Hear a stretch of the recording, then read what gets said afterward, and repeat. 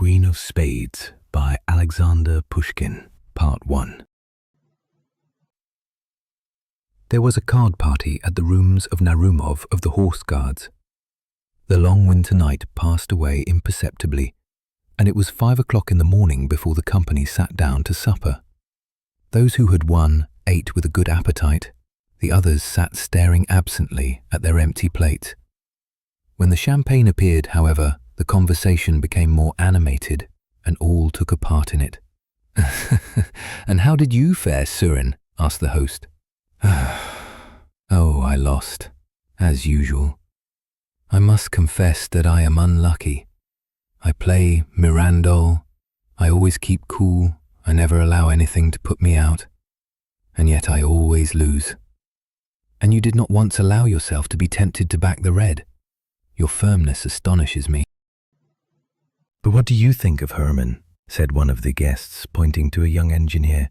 "He has never had a card in his hand in his life. He has never in his life laid a wager. And yet he sits here till 5 o'clock in the morning watching our play." "Play interests me very much," said Herman, "but I am not in the position to sacrifice the necessary in the hope of winning the superfluous." "Herman is a German. He is economical, that is all," observed Tomsky. "But if there is one person that I cannot understand, it is my grandmother, the Countess Anna Fedotovna." "How so?" inquired the guests. "I cannot understand," continued Tomsky, "how it is that my grandmother does not punt." "What is there remarkable about an old lady of 80 not punting?" said Narumov. "Then you do not know the reason why?" "No, really, haven't the faintest idea." "Oh, then listen. About 60 years ago, my grandmother went to Paris, where she created quite a sensation. People used to run after her to catch a glimpse of the Muscovite Venus. Richelieu made love to her, and my grandmother maintains that he almost blew out his brains in consequence of her cruelty. At that time, ladies used to play at faro. On one occasion at the court, she lost a very considerable sum to the Duke of Orleans. On returning home, my grandmother removed the patches from her face, took off her hoops, informed my grandfather of her loss at the gaming table, and ordered him to pay the money. My deceased grandfather, as far as I remember, was a sort of house steward to my grandmother. He dreaded her like fire, but on hearing of such a heavy loss, he almost went out of his mind. He calculated the various sums she had lost and pointed out to her that in 6 months she had spent 500,000 francs, that neither their Moscow nor Saratov estates were in Paris, and finally refused point blank to pay the debt. My grandmother gave him a box on the ear and slept by herself as a sign of her displeasure. The next day she sent for her husband, hoping that this domestic punishment had produced an effect upon him, but she found him inflexible. For the first time in her life, she entered into reasonings and explanations with him, thinking to be able to convince him by pointing out to him that there are debts and debts and that there is a great difference between a prince and a coachmaker. But it was all in vain. My grandfather still remained obdurate, but the matter did not rest there. My grandmother did not know what to do. She had shortly before become acquainted with a very remarkable man. You have heard of Count Saint-Germain, about whom so many marvelous stories are told. You know that he represented himself as the wandering Jew, as the discoverer of the elixir of life, of the philosopher's stone, and so forth. Some laughed at him as a charlatan, but Casanova, in his memoirs, says that he was a spy. But be that as it may, Saint-Germain, in spite of the mystery surrounding him, was a very fascinating person, and was much sought after in the best circles of society. Even to this day, my grandmother retains an affectionate recollection of him, and becomes quite angry if anyone speaks disrespectfully of him. My grandmother knew that Saint-Germain had large sums of money at his disposal. She resolved to have recourse to him, and she wrote a letter to him asking him to come to her without delay. The queer old man immediately waited upon her and found her overwhelmed with grief. She described to him in the blackest colors the barbarity of her husband, and ended by declaring that her whole hope depended upon his friendship and amiability, Saint-Germain reflected. "I could advance you the sum you want," said he, "but I know that you would not rest easy until you had paid me back, and I should not like to bring fresh troubles upon you. But there is another way of getting out of your difficulty. You can win back your money." "But, my dear Count," replied my grandmother, "I tell you that I haven't any money left." "Money is not necessary," replied Saint-Germain. "Be pleased to listen to me." Then he revealed to her a secret for which each of us would give a good deal. The young officers listened with increased attention. Tomsky lit his pipe, puffed away for a moment, and then continued. "That same evening my grandmother went to Versailles to the Jeu de la Reine. The Duke of Orleans kept the bank. My grandmother excused herself in an offhand manner for not having yet paid her debt by inventing some little story, and then began to play against him. She chose 3 cards and played them one after the other. All 3 won sonica, and my grandmother recovered every farthing that she had lost." "Mere chance," said one of the guests. "A tale," observed Hermann.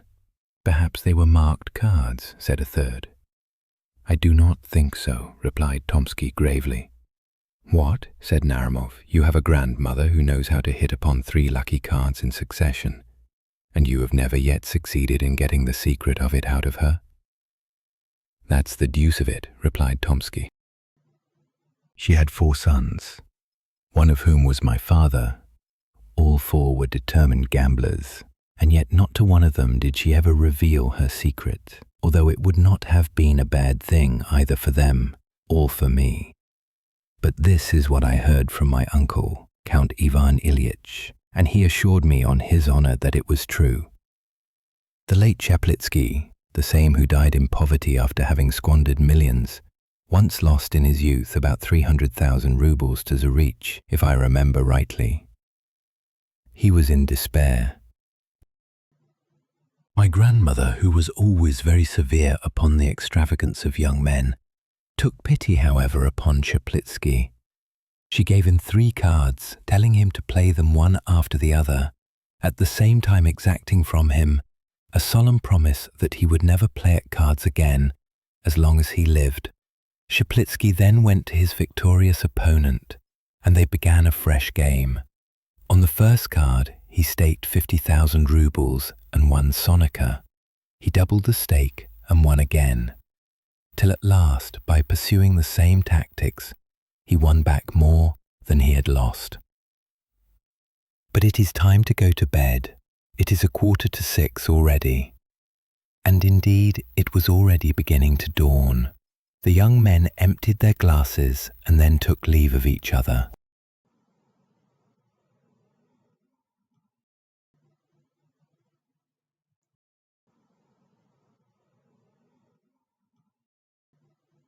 Part 2. The old countess was seated in her dressing room in front of her looking-glass. 3 waiting maids stood around her. One held a small pot of rouge, another a box of hairpins, and the third a tall can with bright red ribbons. The countess had no longer the slightest pretensions to beauty, but she still preserved the habits of her youth, dressed in strict accordance with the fashion of 70 years before, and made as long and as careful a toilette as she would have done 60 years previously. Near the window, at an embroidery frame, sat a young lady, her ward. "Good morning, Grandmamma," said a young officer, entering the room. "Bonjour, Mademoiselle Lise. Grandmamma, I want to ask you something." "What is it, Paul?" "I want you to let me introduce one of my friends to you, and to allow me to bring him to the ball on Friday." "Bring him direct to the ball and introduce him to me there. Were you at B's yesterday?" "Yes, everything went off very pleasantly, and dancing was kept up until 5 o'clock. How charming Yelitskaya was." "But, my dear, what is there charming about her? Isn't she like her grandmother, the Princess Daria Petrovna? By the way, she must be very old, the Princess Daria Petrovna."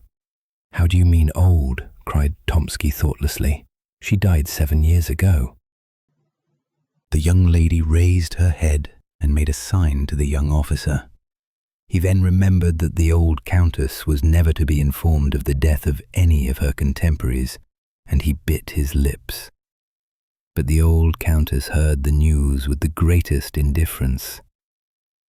"Dead," said she, "and I did not know it. We were appointed maids of honor at the same time, and when we were presented to the empress," and the countess for the 100th time related to her grandson one of her anecdotes. "Come, Paul," said she, when she had finished her story. "Help me to get up. Lizanka, where is my snuff-box?" And the countess with her 3 maids went behind a screen to finish her toilette. Tomsky was left alone with the young lady. "Who is the gentleman you wish to introduce to the countess?"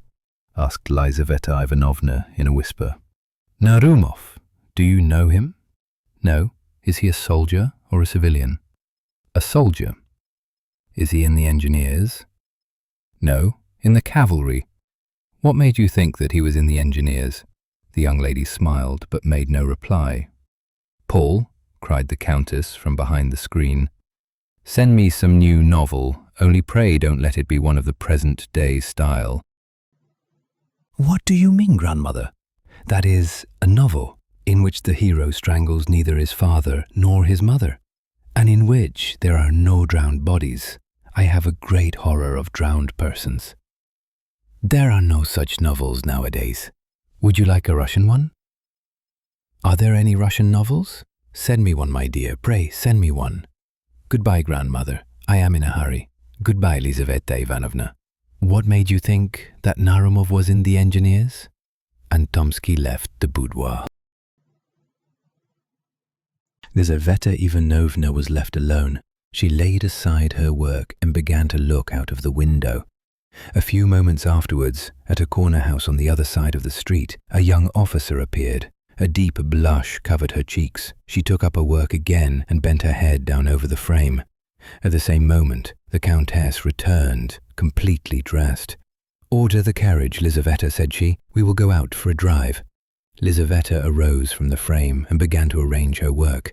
"What is the matter with you, my child? Are you deaf?" cried the countess. "Order the carriage to be got ready at once."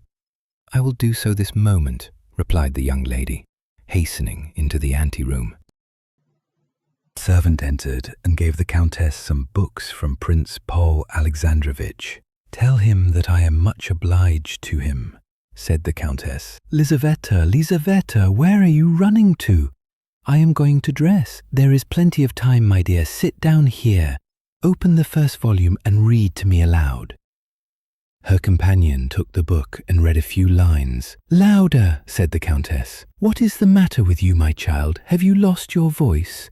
Wait, give me that footstool a little nearer. That will do." Lizaveta read 2 more pages.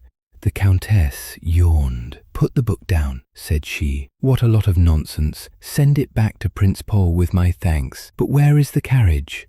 "The carriage is ready," said Lizaveta, looking out into the street. "How is it that you are not dressed?" said the countess. "I must always wait for you. It is intolerable, my dear." Lisa hastened to her room. She had not been there 2 minutes before the countess began to ring with all her might. The 3 waiting maids came running in at one door and the valet at another. "How is it that you cannot hear me when I ring for you?" said the countess. "Tell Lizaveta Ivanovna that I am waiting for her." Lizaveta returned with her hat and cloak on. "At last you are here," said the countess. "But why such an elaborate toilette? Whom do you intend to captivate? What sort of weather is it? It seems rather windy." "No, your ladyship, it is very calm," replied the valet. "You never think of what you are talking about. Open the window." "So it is, windy and bitterly cold. Unharness the horses. Lizaveta, we won't go out. There was no need for you to deck yourself like that." "What a life is mine," thought Lizaveta Ivanovna. And in truth, Lizaveta Ivanovna was a very unfortunate creature. The bread of the stranger is bitter, says Dante, and his staircase hard to climb. But who can know what the bitterness of dependence is? so well as the poor companion of an old lady of quality. The Countess had by no means a bad heart, but she was capricious, like a woman who had been spoilt by the world, as well as being avaricious and egotistical, like all old people who have seen their best days and whose thoughts are with the past and not the present.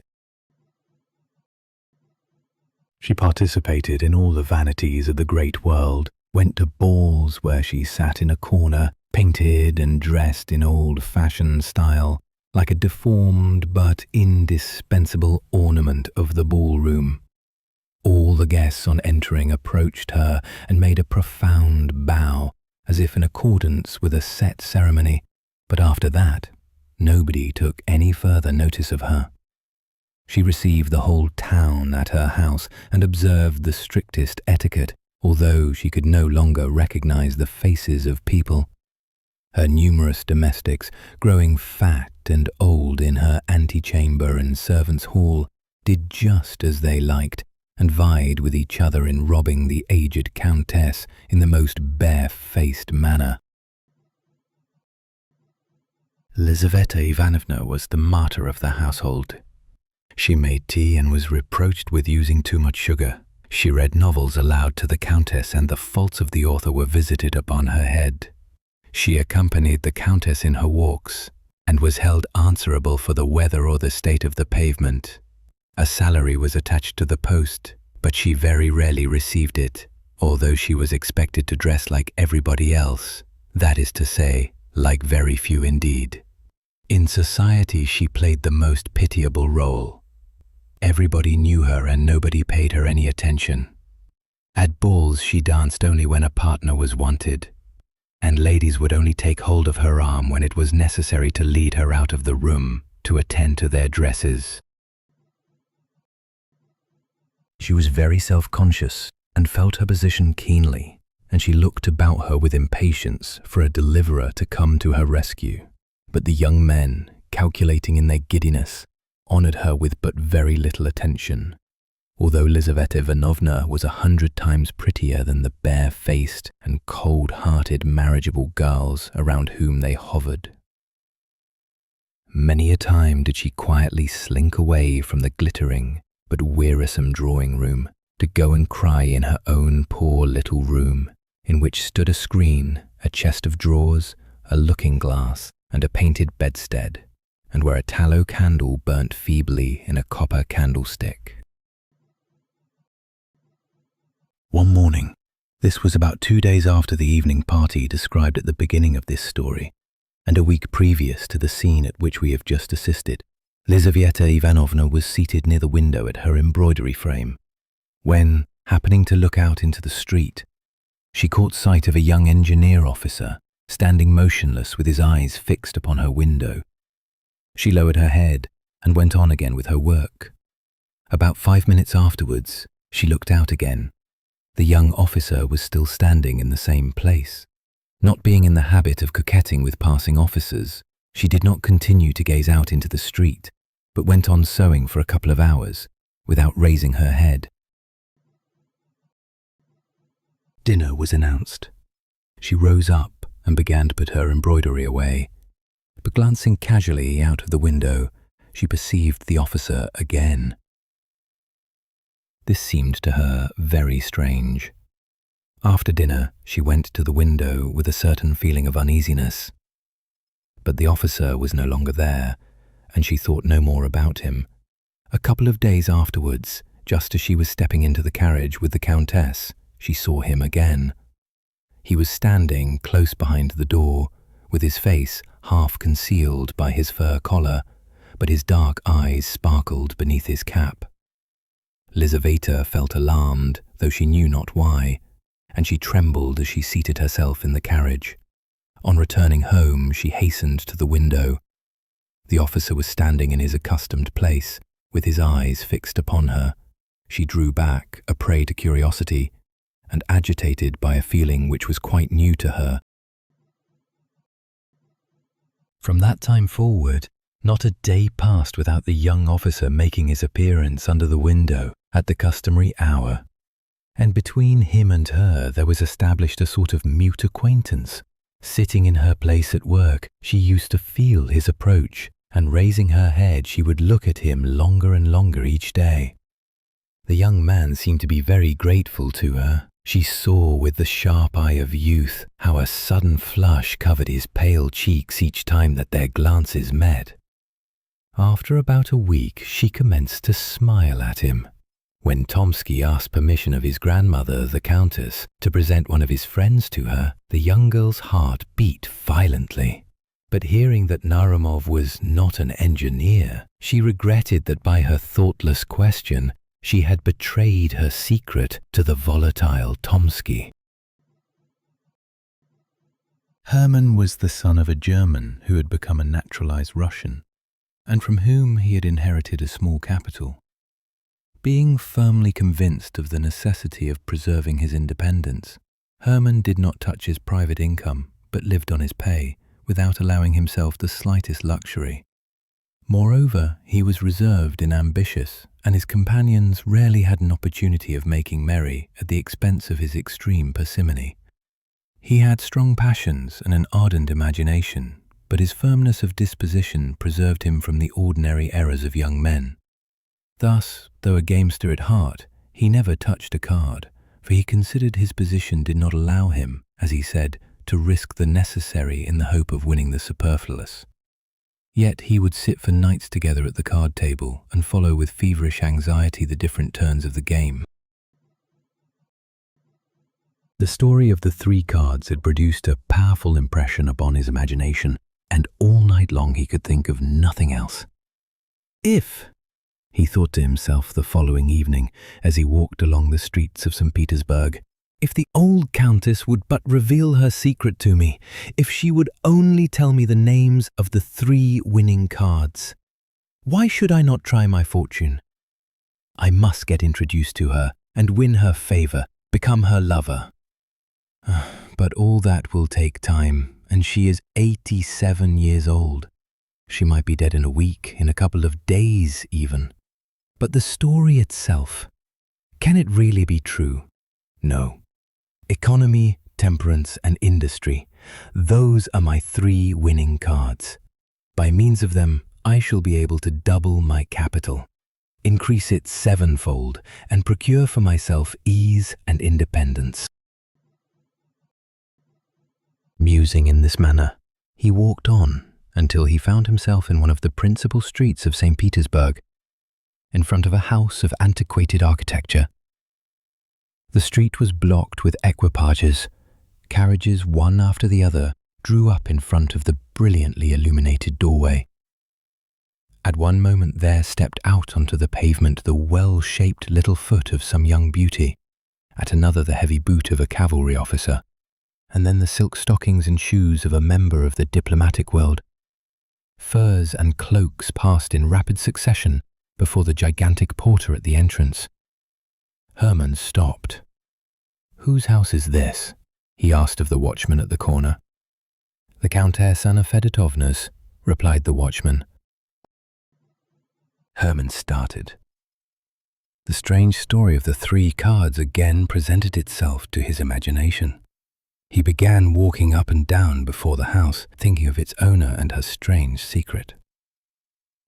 Returning late to his modest lodging, he could not go to sleep for a long time, and when at last he did doze off, he could dream of nothing but cards, green tables, piles of banknotes, and heaps of ducats. He played one card after the other, winning uninterruptedly, and then he gathered up the gold and filled his pockets with the notes. When he woke up late the next morning, he sighed over the loss of his imaginary wealth, and then, sallying out into the town, he found himself once more in front of the Countess's residence. Some unknown power seemed to have attracted him thither. He stopped and looked up at the windows. At one of these he saw a head with luxuriant black hair, which was bent down, probably over some book or an embroidery frame. The head was raised. Hermann saw a fresh complexion and a pair of dark eyes. That moment decided his fate.